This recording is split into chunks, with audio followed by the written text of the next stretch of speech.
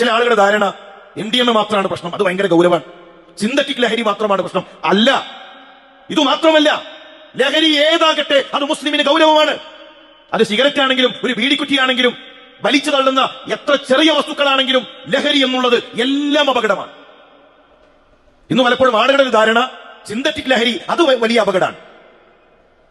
ലഹരി വീട്ടിൽ നിന്ന് ഉപയോഗിക്കുന്നവരുണ്ട്, പുറത്തുനിന്ന് കുടിച്ചാൽ അത് വലിയ തെറ്റാണ്. എന്നാൽ വീട്ടിൽ കുറച്ചൊക്കെ കുടിക്കാം, അതൊരു മാന്യമായ രീതിയാണ്.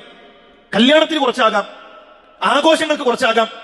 ഈ കുറച്ചാകാം എന്ന ചിന്തയാണ് ലഹരി അപകടമല്ല എന്നത് അവരുടെ മനസ്സിനെ പഠിപ്പിക്കുന്നത്. ലഹരിക്ക് പ്രശ്നമില്ല, ലഹരി ആകാം എന്ന ചിന്ത ഹൃദയത്തിലേക്ക് കൈമാറുന്നത് ഇവരാണ്. ഞാൻ പറയുന്നത് ഏറ്റവും അപകടം, ലഹരിയിലെ ഏറ്റവും അപകടം ആദ്യത്തെ പുകയാണ്. ആദ്യത്തെ പുകയാണ് ലഹരിയിലെ ഏറ്റവും അപകടം. ഇതൊന്നും ആസ്വദിക്കാതെ എന്ത് ജീവിതം? ഒന്നതിന്റെ ഒരു രുചി അറിയാൻ, ചെറിയൊരു ജീവിതമല്ലേ, അപ്പൊ ഒന്ന് മനസ്സിലാക്കാൻ ഒരു തവണ, ആ ഒരു തവണയാണ് അപകടം. ആ ഒരു തവണ തുടങ്ങിയവരാണ് സിന്തറ്റിക് ലഹരിയിലേക്ക് എത്തിയത്. ആഘോഷങ്ങളിൽ, ക്യാമ്പസ് ടൂറുകളിൽ, കുടുംബത്തിലെ കല്യാണങ്ങളിൽ, കൂട്ടുകാർ ഒന്നിച്ചുള്ള ഇരുത്തങ്ങളിൽ അവിടെ കൈമാറിയ ഒന്നാമത്തെ പുക, അതാണ് കുടുംബത്തിന്റെ കണ്ണീരായത്. അറിയാൻ വേണ്ടി, ഒരു കൗതുകത്തിന്, ആ തുടങ്ങിയതാണ് ജീവിതത്തിന്റെ വില്ലനായത്.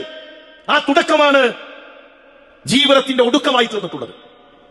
അതുകൊണ്ട് തുടങ്ങാതിരിക്കുക എന്ന സന്ദേശം നമ്മുടെ കുട്ടികൾക്ക് കൈമാറണം.